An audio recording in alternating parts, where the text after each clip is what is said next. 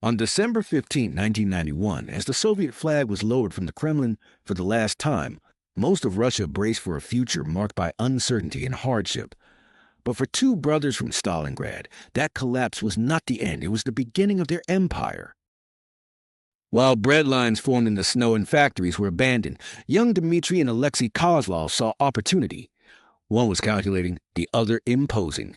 Their eyes weren't on survival, they were on control. 3 decades later, their vision had come to fruition. A private jet touched down in Monaco bearing the Kozlov insignia, symbols of power earned, not inherited. Headlines across Europe told the story: Kozlov energy empire, Russian oligarchs, billions in profits. But as Dmitri always said, empires aren't built, they're taken.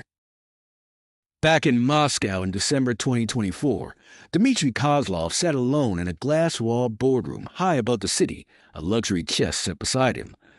Now 52, he wore a steel gray suit and carried an air of absolute control. He could speak 7 languages, but his favorite, he once remarked, was power. His phone buzzed. Without glancing, he answered. "The American is here," came the voice of his younger brother, Alexei, battle-scarred, tactical, and ever alert. "Which American?" "Richardson, from Dallas, the one who thinks he can buy us." A thin smile curved Dmitri's lips. "Ah, yes, the cowboy." Moments later, James Richardson, a swaggering Texas oil executive, entered the boardroom. Confident, brash, and oblivious, he launched into a pitch talk of partnership, clean money, and a 50-50 split of the American market. He even joked about the chess set, failing to realize the metaphor staring him in the face. Dmitri never raised his voice, but with each passing minute, the balance of power in the room shifted. When Richardson used the word boys to describe the brothers' rise from Soviet rubble, Dmitri's tone turned icy. "Do you know the difference between chess and checkers?" he asked quietly. "In checkers, all pieces are equal. In chess, some are more valuable." Alexei soon joined them, silent and menacing. Richardson brought security. Of course he did. Americans always thought in terms of force. Dmitri reminded him, "You brought guns to a chess match."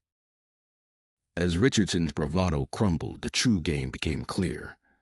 Years ago, the Kozlov brothers had purchased their first oil field, frozen Soviet land, dismissed as worthless by a greedy official. But they had already surveyed it. Beneath lay 200 million barrels of crude. That was their first move in a game the rest of the world didn't realize had begun. Back in the present, Richardson threatened to call his embassy. Dmitri encouraged it with a smirk. Moscow, after all, had connectivity issues. When Richardson demanded to know what they wanted, Dmitri responded with the same answer he'd always given, the only answer that mattered. "Everything." As Richardson was escorted out, Dmitri's phone rang again, this time with a different tone. "Urgent."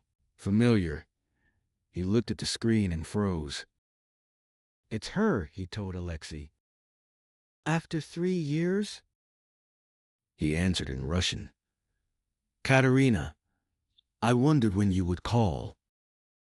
A cold voice replied, "Hello, Dmitri. We need to talk." When she switched to English, her message was clear. "I want what belonged to our father, and I'm coming to collect."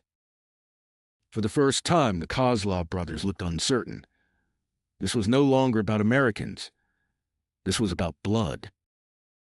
Some ruins, after all, refused to stay buried.